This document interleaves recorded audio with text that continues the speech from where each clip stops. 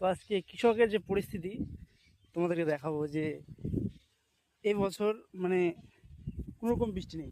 এবছর কোনো রকম বৃষ্টি নেই, তার ফলে কিন্তু সবার ক্ষতিগ্রস্ত হচ্ছে, কারণ জল নেই, ধান রোপণ করতে পারছে না। তো তোমাদের পুরোটাই দেখাবো আমি আজকের ভিডিওর মাধ্যমে যে কৃষকরা কতটা অসুবিধাতে রয়েছে, যে মাঠে একটু জল নেই, বৃষ্টি নেই, কী করে ধান রোপণ করবে। দেখছো মাঠ একদম খরা পড়ে গেছে এবং মেশিন দিয়ে জল দিয়ে ধান রোপণ করছে। মাঠের পরিস্থিতি দেখো, তাহলে একটা কৃষক কতটা পরিশ্রম করার পরে তার ফলনটুকু মানে তৈরি করে।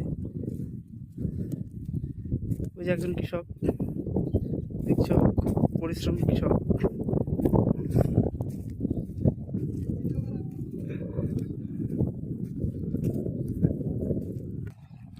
দেখো মেশিন দিয়ে জল দিয়ে ধান রোপণ করছি।